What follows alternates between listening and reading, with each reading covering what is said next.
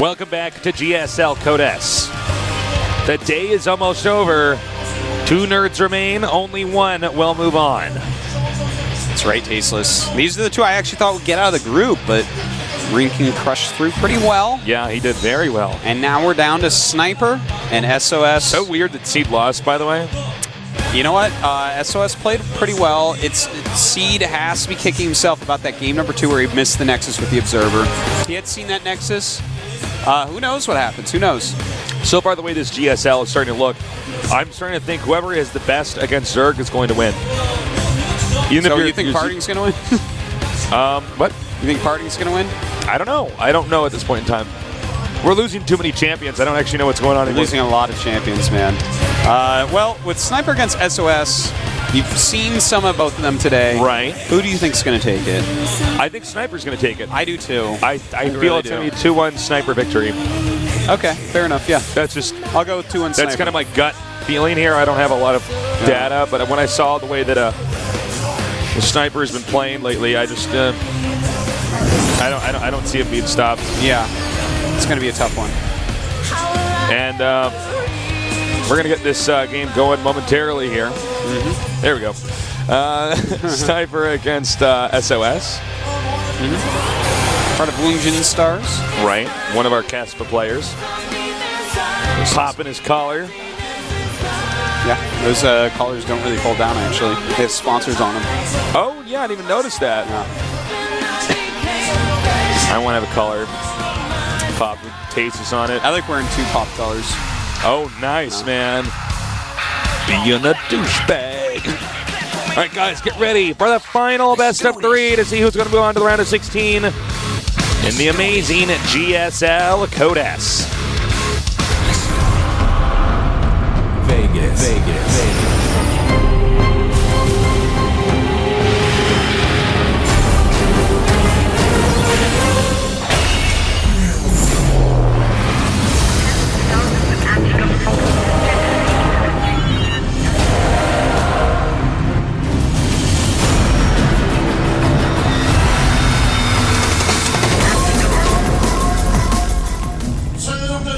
All right, in the upper left, we've got our Zerg player, very young but very scary. He is MVP Sinper.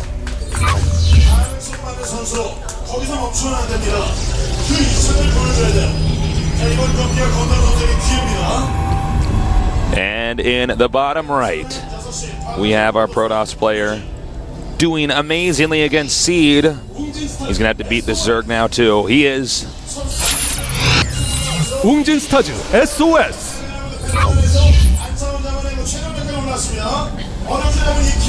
Well, it's time to see what this guy has planned, man. It is Antica Shipyard. Yes. It is a map where taking a 3rd or even a 4th can be very hard to spread off. Certainly. And very, very hard to Zerg. Yeah, that's true. Yeah. It's, so do you think it's going to be Immortal Sentry All-In? Yeah. I do. I think so. But the question is he going to pull it off? Because right now nobody's been able to pull off Immortal Sentry except for Party. That's true. We've seen a lot of people losing with it. Yeah. It's actually well, C did an amazing one earlier. That one was. Oh, that was brilliant. But everyone else. But yeah, so everybody else have been like, ooh. Yeah, Zergs are very good against Immortal Sentry at this point. In fact, Sinper is amazingly good against it. If SOS were to try that strategy, could he execute it as well as C did? Could he be the next Zerg Bonetron? I don't know, Artosis. All right, he's doing a good job of denying the placement of the second hatchery here. Yeah, he's delaying it a little bit. Oh, nice. Ooh. That last one was nice. Should chase that pro. He was almost dead. Could have killed him. Doesn't want that blood on his hands. No, man. Is that a murderer? More like blue dust when they die. Probes make the cutest sounds. You know? Yeah, it's like... They sound like little robot cats. Little robot little cats. Talking robot there cats. You go, yeah. That's... All right, the Forge is about to finish up here. And down will go the cannon. And we're going to see the 3rd hatchery here pretty soon for Sinper. Yeah, that's... I mean, he could theoretically go 2-hatch and do something aggressive, but I don't think that's going to happen. No, he's already sent the drone, you're right. So, interesting place the probe is going right now. We do see pylons hidden up there from time to time. Could be proxying something up here too, you never know. We have seen proxy Stargate recently, which was pretty effective. Pretty cool. From Hero, actually. That was really nice. Dude, Hero is also out. Yeah, we have some of the best players in the world are not in, which makes these other people also best players in the world, right? Yeah, exactly. It's crazy.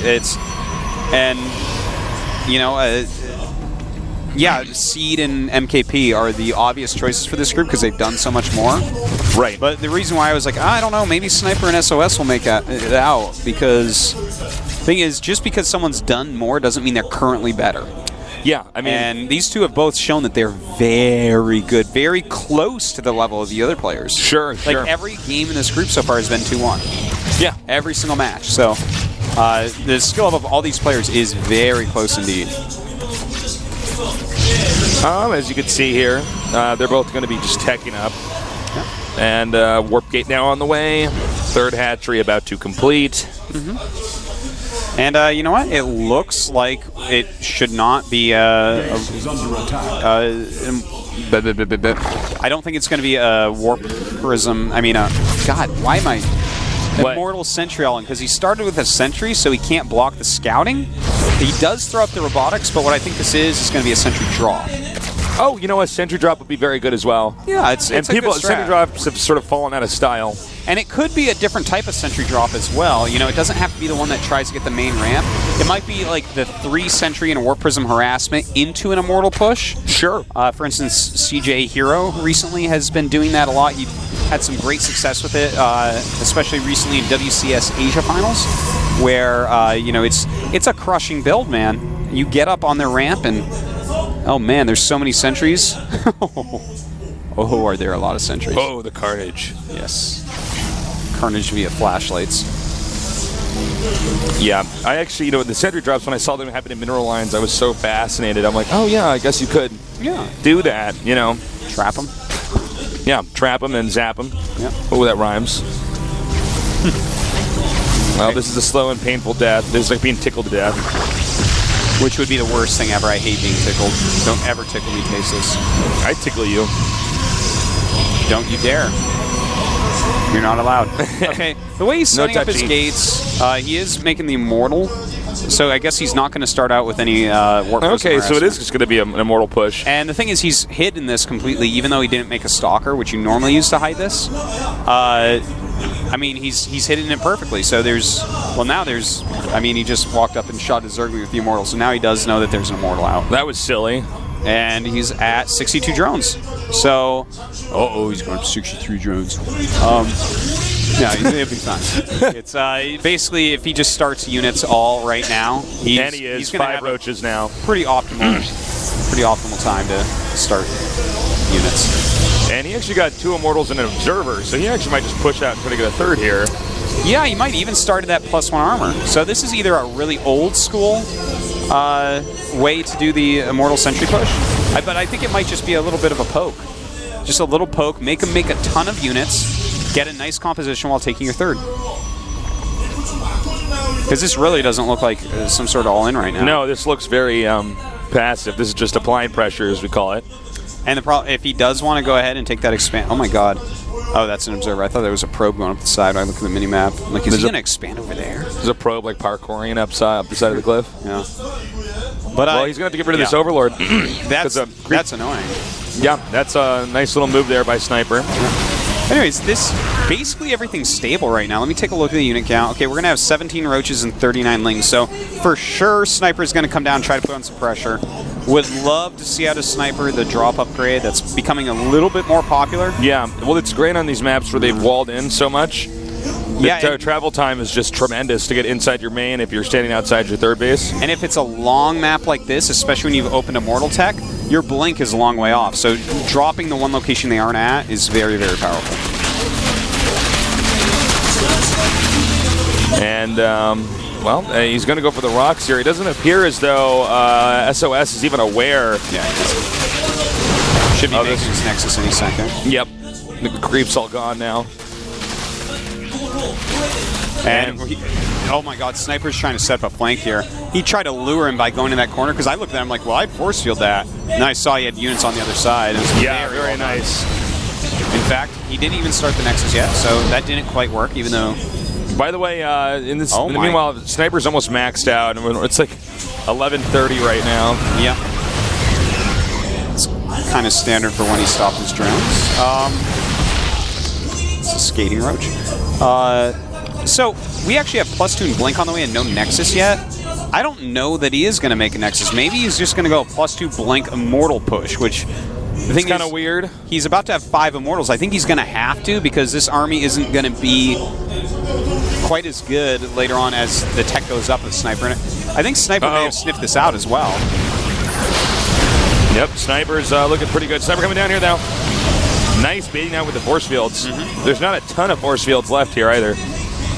You know what? This is a weird strategy by SOS to watch him play this like this, but you know what? He's coming in again, it looks like.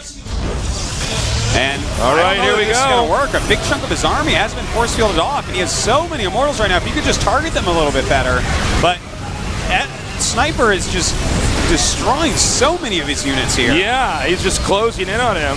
Only 2 Immortals remain, and he's going to back up, but that's no problem here for Sniper, as he could just keep remaking Roaches. He's already got 10 more on the way.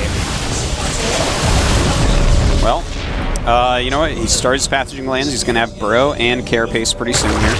We do have Observers out, so the Burrow isn't going to be that big a deal.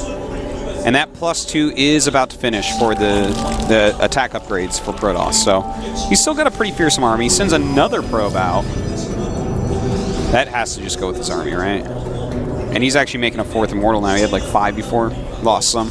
Making more. I don't know what happened here with SOS. It seems like he just sort of ran out of gas, and now he's just stuck. Weird game. Ran out of gas, literally. He's going to start a Nexus. He just went to start it, but a Zergling was in the way, burrowed.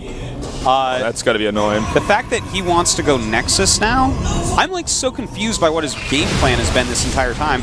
Either he's been completely outplayed, or he was trying to get tricky and he got outplayed. And now it's one or the other.